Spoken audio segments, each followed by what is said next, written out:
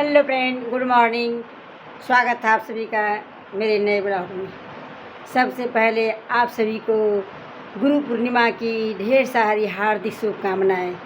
तो फ्रेंड, आज है गुरु पूर्णिमा। आज ही के दिन विश्व गुरु जो है व्यास मुनि जी का जन्म हुआ था। तो आज उन्हीं का जन्म दिवस हम सभी मना रहे हैं और हम मनाने जा रहे हैं। सभी सत्संगी भाई बहन मिल के वहाँ भजन कीर्तन होगा, आप सभी को दिखाएंगे। स्तुति विनती होगा, वहाँ तो कुछ बोल नहीं पाएंगे, बस आप सभी को दिखाएंगे।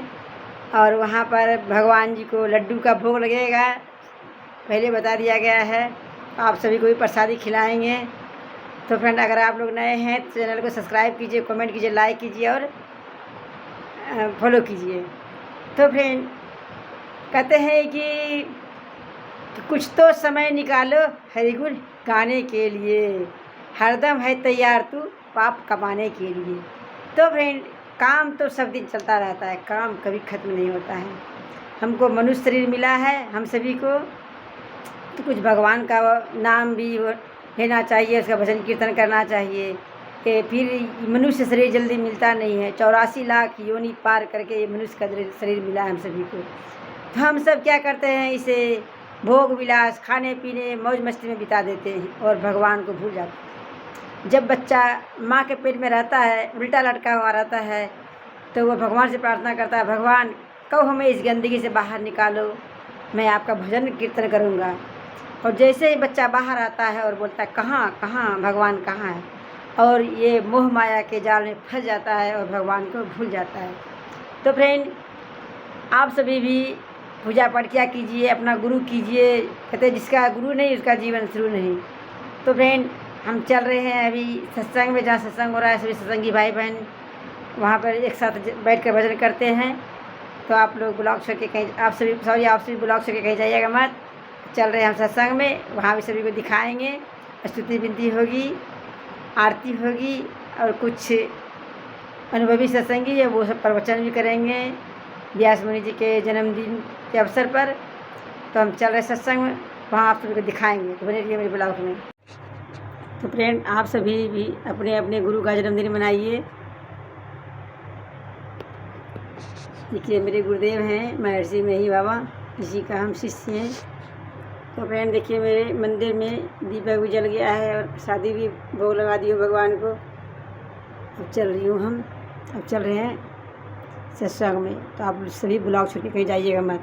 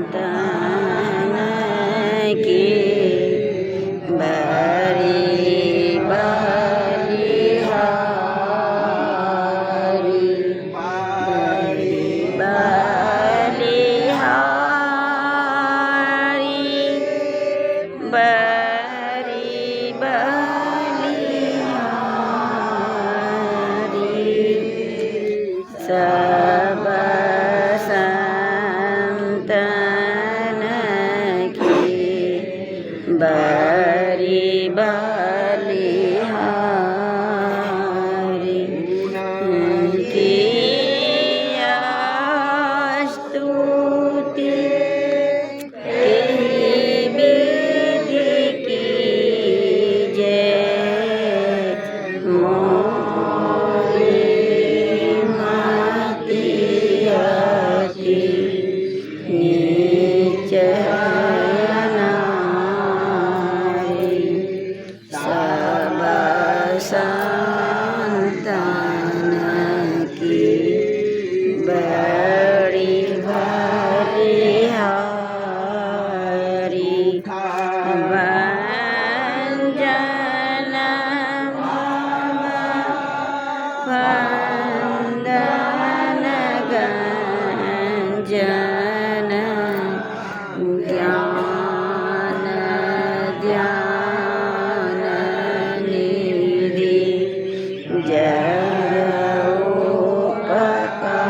जगोपकारी दो ध्यान विधि नाद ध्यान विवर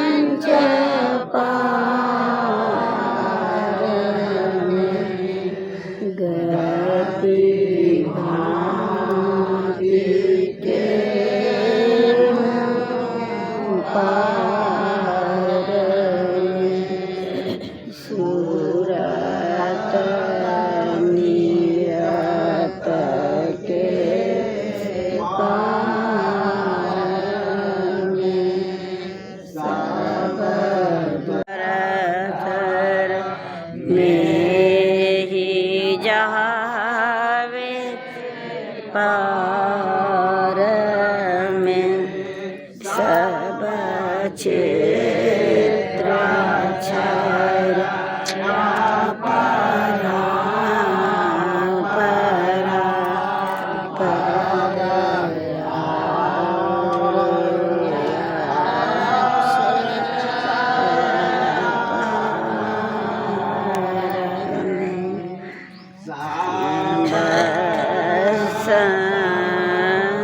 संतान की बड़ी बलिहारी बड़ी बलिहारी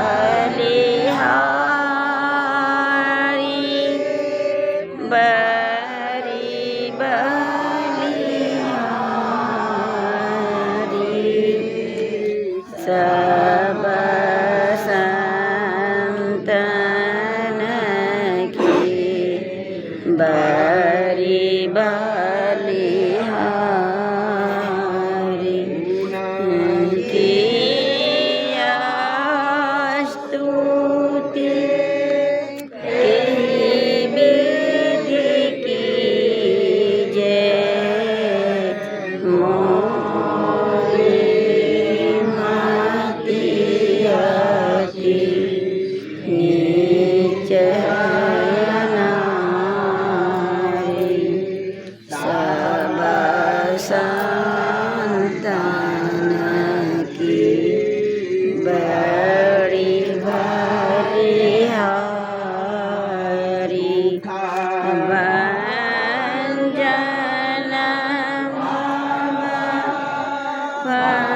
वंदन वंदन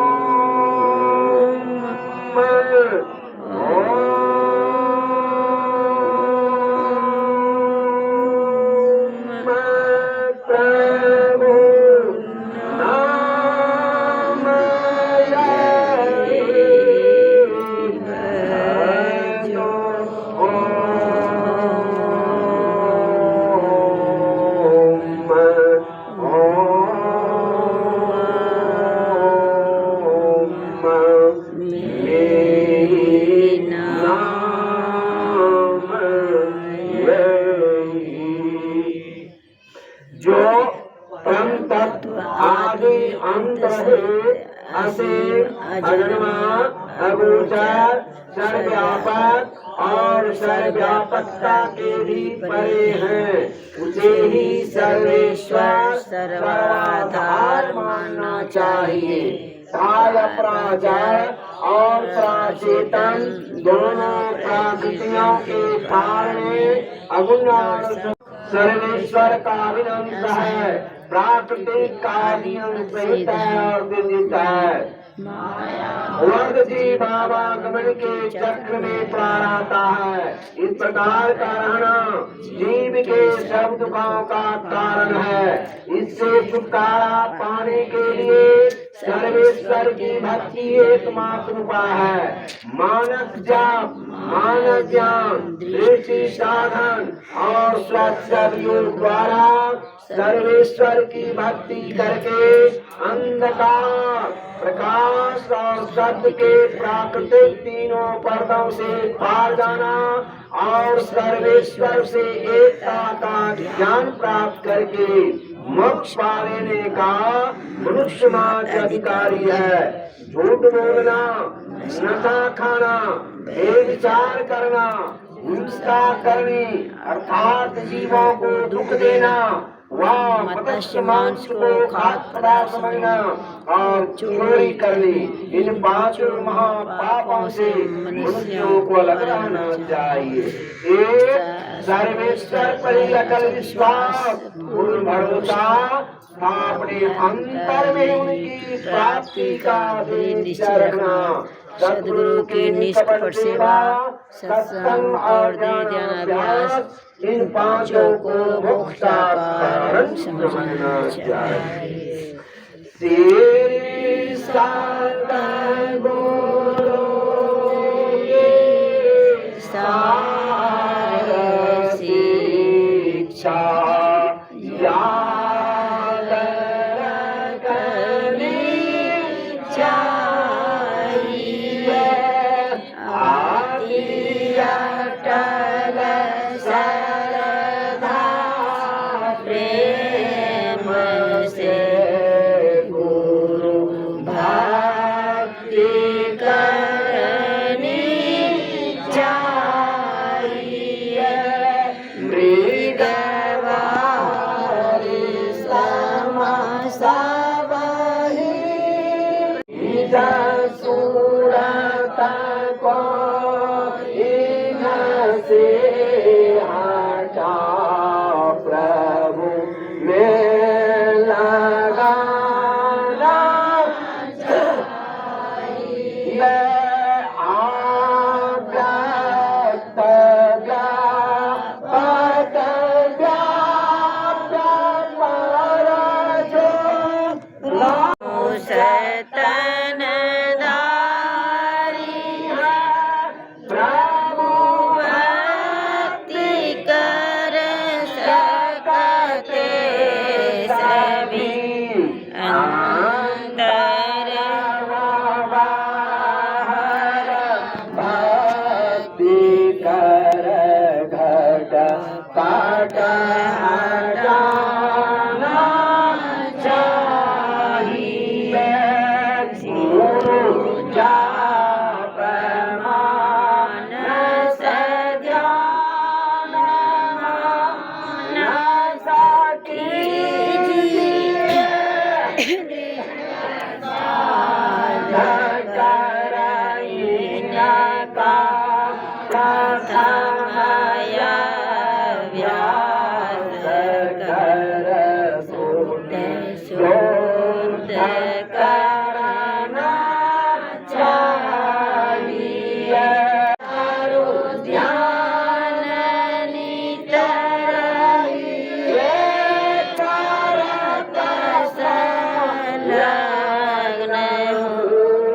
बेविचार चोरी नशा हिंसा झूठ त्यागना चाहिए।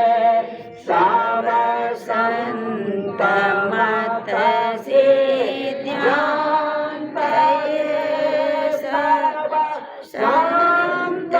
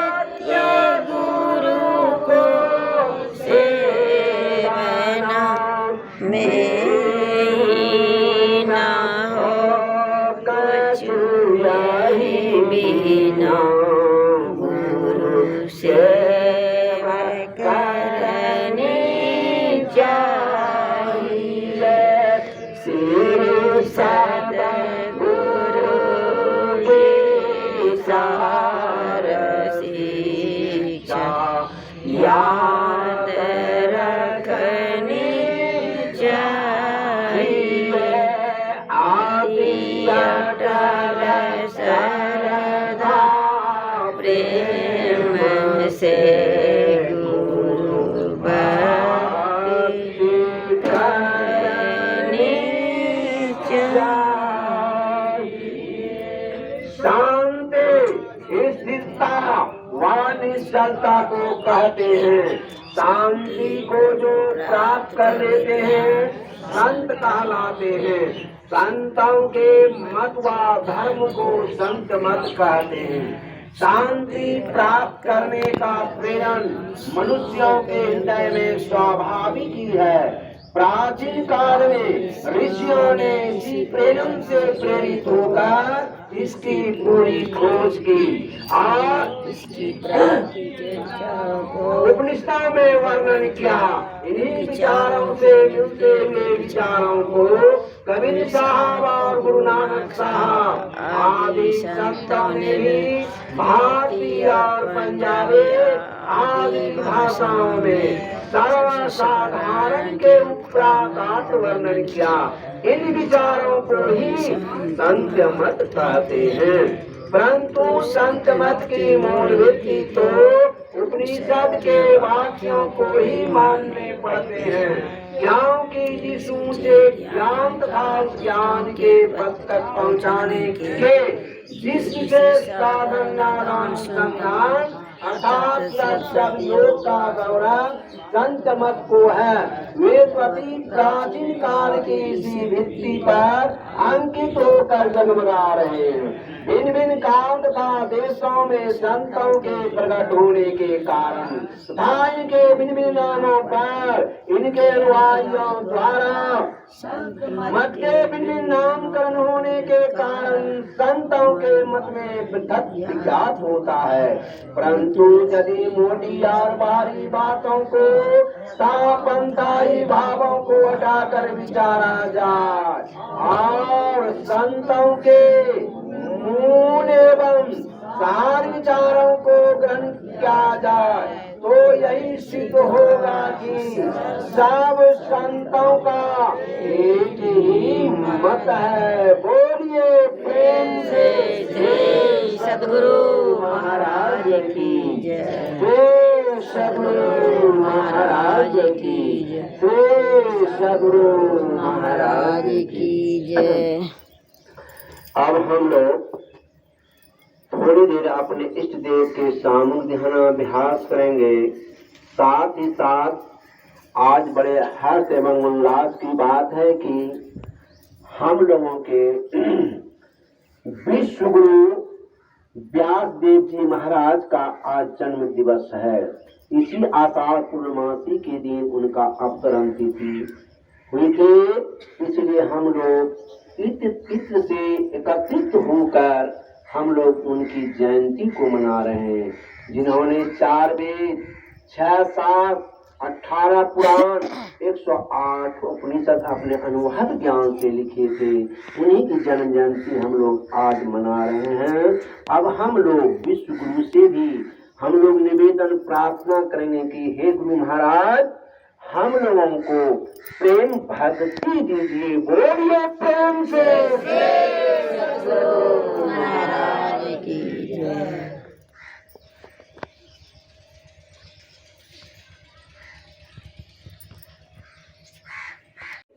ने अस्थामा के विषय में द्रोणाचार्य से छल संयुक्त बात की। हे राजन, तुम्हारे इतने छल करने से ही तुमको नरक दिखलाया गया। जैसे तुमने मिथ्या नरक देखा वैसे भीमसेन, अर्जुन, नकुल, सहदेव और कृष्णा द्रौपदी भी नरक में आई। हे नरोत्तम, आओ ये भी पाप से छूटे। हे तात, सब राजाओं से नरक अश्रु देखने योग्य है, इसी से तुमने 2 मुहूर्त तक बड़ा सुख पाया। राजा ने पवित्र करने वाली देवताओं की पवित्र नदी गंगा जी में गोता लगाकर मनुष्य शरीर का त्याग किया। अध्याय 4। वहाँ स्वर्ग में युधिष्ठिर गए थे। उन गोविंद जी को भी देखा जो कि ब्रह्मा जी से उपासना आदि के योग शरीर धारण किए हुए थे और पूर्व देखे उस शरीर से दिखाई देते थे। वे अपने शरीर से प्रकाशमान दिव्य अस्त्र और भयानक क्रोध रूपधारी चक्रधारी दिव्य आयु धौ से सेवित तथा बड़े तेजस्वी वीर अर्जुन अंतो भगवान देवा प्राविशे रसातलम। भगवान अनंत देवता बलदेव जी रसातल में प्रवेश कर गए। बोलिए प्रेम से श्री सद्गुरु महाराज की जय। श्री सद्गुरु महाराज की जय। श्री सद्गुरु महाराज की जय। शुभ अवसर पर इसका मतलब ही है कि गुरु का पूजन करना। जब गुरु का पूजन करते हैं तो उस ओर हमारी आस्था बढ़ती है। उस आस्था बढ़ने से हमारे अंदर के विकार दूर होती है और गुरु के प्रति श्रद्धा होती है। तो हम जिस गुरु के विषय में यहाँ बैठे हुए हैं तो उनके जन्म के विषय में भी थोड़ा चर्चा हो जाए कि उनकी प्रीति करने से मन का मैल दूर होता है। साथ ही उनका उपदेश भी शीघ्र असर करने लगता है, जिसमें मनुष्य को विद्या ज्ञान भी शीघ्र नष्ट हो जाता है। राग द्वेष छोड़कर गुरु की गरिमा को पाने का पर्व माने गुरु पूर्णिमा। आत्म स्वरूप का ज्ञान पाने के लिए अपने कर्तव्य का याद दिलाने वाला, मन को दैव्य गुणों से विभूषित करने वाला, सद्गुरु के प्रेम और ज्ञान की गंगा में बार बार डुबकी लगाने हेतु प्रोत्साहन देने वाला जो पर्व है वही है गुरु पूर्णिमा। महर्षि वेद व्यास ने वेदों का संकलन किया, 18 पुराण और उन पुराणों की रचना की। ऋषियों के बिखरे हुए अनुभव को समाज भोग्य बनाकर व्यवस्थित किया। पंचम वेद महाभारत की रचना इसी पूर्णिमा के दिन पूर्ण की और विश्व के सुप्रसिद्ध अर्थ ग्रंथ ब्रह्म सूत्र का लेखन इसी दिन आरंभ किया। तब देवताओं ने भी वेद व्यास का पूजन किया, तभी से व्यास पूर्णिमा मनाई जा रही है। संतों की वाणी में आया है, हरिहर आदि जगत में पूज्य देव जो कोई, सद्गुरु की पूजा किए सबकी पूजा होय। गुरु पूर्णिमा एक यौगिक शब्द है जो गुरु और पूर्णिमा के मेल से बना है। गुरु व्यक्ति नहीं शक्ति है, पर ब्रह्म की सबसे बड़ी शक्ति। जीवों के कल्याण हेतु मुक्ति का मार्ग प्रशस्त करने के लिए परमात्मा ही गुरु रूप में अवतार लेते हैं। संत सद्गुरु महर्षि मही परमहंस महाराज की वाणी में है, गुरु निज भेद बतावे, सूरत को राह दर्शावे, जीव हित आप ही आवे, सूरत को आई तारा है। गुरु पूर्णिमा का पावन वर्ष आषाढ़ मास की पूर्णिमा के दिन ही क्यों मनाया जाता है? ज्योतिष शास्त्र के अनुसार हमारे देश में प्रत्येक मास का नामकरण उस नक्षत्र विशेष के नाम पर किया है, जिसमें उस मास की पूर्णिमा नक्षत्र में चंद्रमा के प्रवेश करने से होती है। इसी तरह आषाढ़ मास में जिस दिन चंद्रमा पूर्ण होता है वह आषाढ़ नक्षत्र में रहता है, जिसका स्वामी सूर्य है। क्योंकि सूर्य आत्मा का प्रतीक और चंद्रमा का मन का है। आषाढ़ मास की यह चंद्रमा गुरु के मन में संपूर्णतः विलीन होने का प्रतीक बन जाता है। मन के अस्तित्व को मिटाए बिना जीव भाव मिटता नहीं। जीव भाव के रहते शिष्य गुरु, यही रहस्य है। गुरु पूर्णिमा को व्यास पूर्णिमा भी कहते हैं। वेद व्यास का जन्म आषाढ़ मास की पूर्णिमा के दिन ही एक द्वीप पर हुआ था। उसका रंग कृष्ण काला था। चूंकि रंग कृष्ण था और जन्म द्वीप पर हुआ था, इसलिए इन्हें कृष्ण द्वैपायन भी कहते हैं। वेदों के विन्यास करने के कारण वे वेद व्यास कहलाए। एक बार ईरान में विश्व के विद्वानों धर्माचार्य की बृहद सभा हुआ, अतः इस पूर्णिमा को व्यास पूर्णिमा भी कहते हैं। बोलिए प्रेम से श्री सद्गुरु महाराज की जय। बोलिए प्रेम से। आज का सत्संग जो हम लोगों को सुलभ हो रहा है, इसका कारण यही है, अभी हम लोग पटना के मुखारबिन से सुन चुके कि गुरु पूर्णिमा के अवसर पर यह सत्संग हो रहा है। गुरु पूर्णिमा व्यास जी का जन्मदिन भी है अच्छा, तो व्यास जी का जन्म हुआ गुरु पूर्णिमा के लिए। अब गुरु का मतलब समझिए, गु से अंधकार और रो से प्रकाश। गुरु से प्रकाश ही होता है। और उसके बाद चंद्रमा क्या है? चंद्रमा से ही प्रकाश होता है। पूर्णिमा के दिन ही प्रकाश होता है, बाकी दिन प्रकाश नहीं होता है। कहिए कैसे नहीं होता है? चंद्रमा तो उगता है 2 दिन के बाद भी, लेकिन एक घड़ी अंधैया मारता है।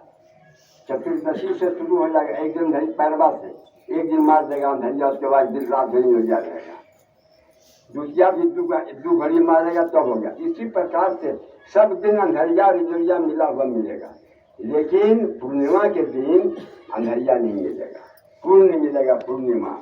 इसीलिए कहा गया है गुरु पूर्णिमा।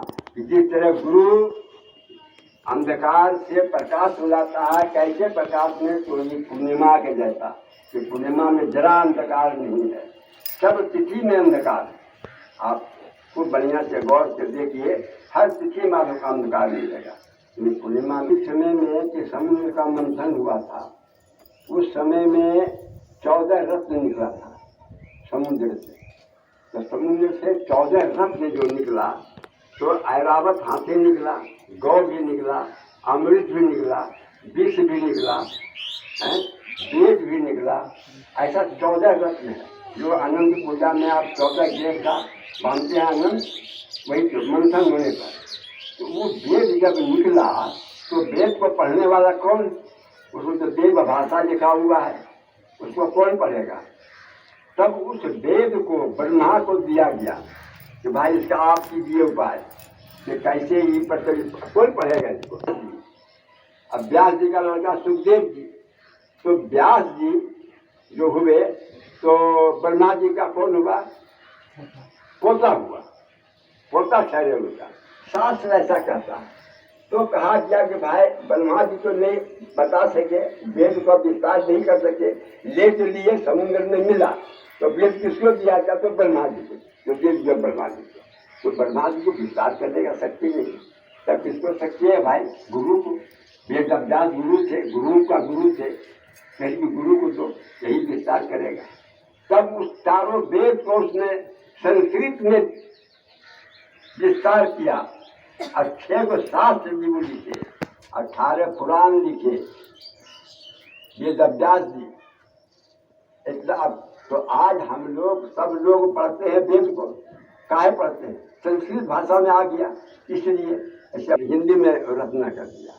तो उसी प्रकार से हमारे वेद व्यास जी की बहुत बड़ा काम किए कि 6 वेद, 4 वेद तो मिला, और 6 वेद 6 को शास्त्र, 18 पुराण, इसका रचना बता करे। और करने से ही उनका नाम वेद व्यास जी पड़ा, और गुरुओं का गुरु हुए। और उन्हीं का हम लोग ये सब मनाते हैं और मनाना चाहिए, जिससे हम लोगों को भी ज्ञान हो। बस इसी शब्दों के साथ बहुत समय हो गया, वाणी में विराम देते हैं। बोलिए प्रेम से श्री सतगुरु महाराज की जय, श्री सतगुरु भगवान की जय, श्री सतगुरु महाराज की जय, सतगुरु भगवान की जय, महाराज की जय। आरती संत सतगुरु के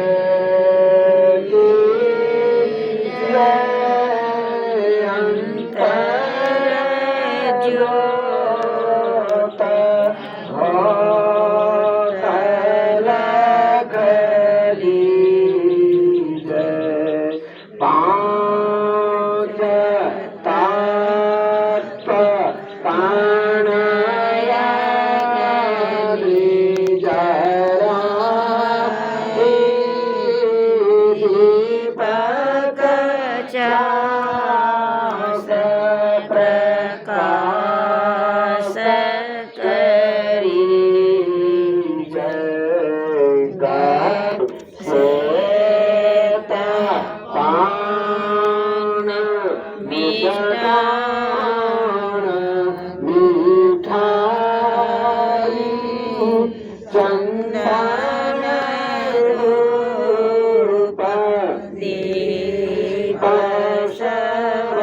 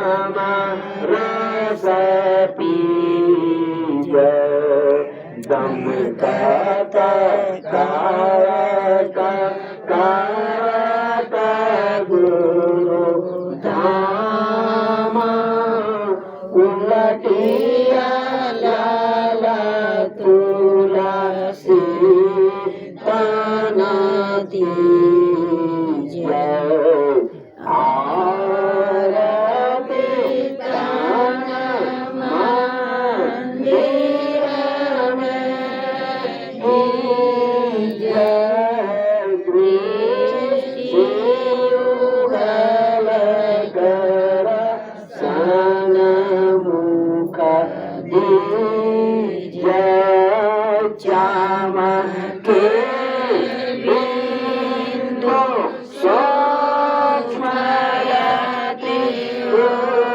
उज्ज्वल ब्रह्मज्योति अनुपम लीजय जगमग जगमग रूप ब्रह्मांड निरखी निरखी ज्योति तज बीजय सावधार शबद गईली जय ऐसी जुगति काया कर त्यागी भाव ब्रह्म वेद सकल मूलछि जय भव खंडनया रतिय निरमल करी अमृत रस पीजय आरती तन मंदिर में कीजय दृष्टि युगल कर सन्मुख दीजय। जय बोलिए फिर से श्री सद्गुरु महाराज की जय। श्री सद्गुरु महाराज की जय। श्री सद्गुरु महाराज की जय। सर्व संतन की जय। सत्संग महात्म की जय। सनातन धर्म की जय। माता पिता की जय। जय गुरु महाराज जय गुरु महाराज जय गुरु महाराज। श्री सतगुरु महाराज की जय। खत्म होने के बाद अब देखिए प्रसादी बट रहा है लड्डू का भोग लगा है। तो हम लोग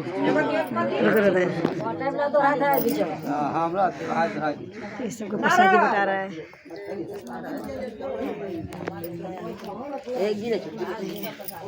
सत्संग खत्म हो गया, आप सबको प्रसाद दिया जा रहा है।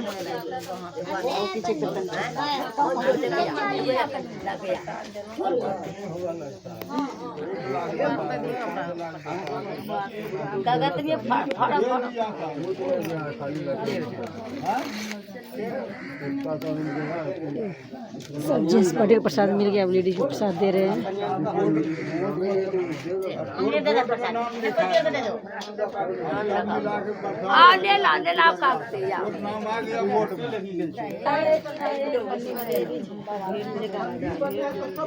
इधर लड्डू इसमें लड्डू का भोग लगाया, सबको प्रसाद मिल रहा है।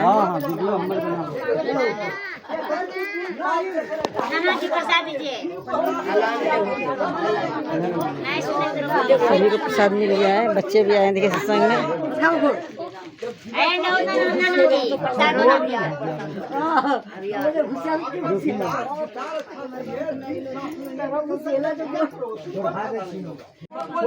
देखिए हमको भी 2 लड्डू मिल गया है।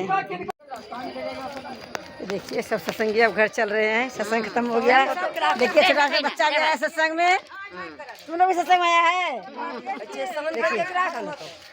सब देखिए चल रहे हैं अब घर। गुरु जयंती बन गया, जेंट्स सब पीछे आएंगे, लेडीज सब चल रहे हैं और आगे भी चली गए, बहुत चल रही है। इधर देखिए सब आ ही रही है अभी। हाँ देखिए चाची भी आई थी सत्संग में।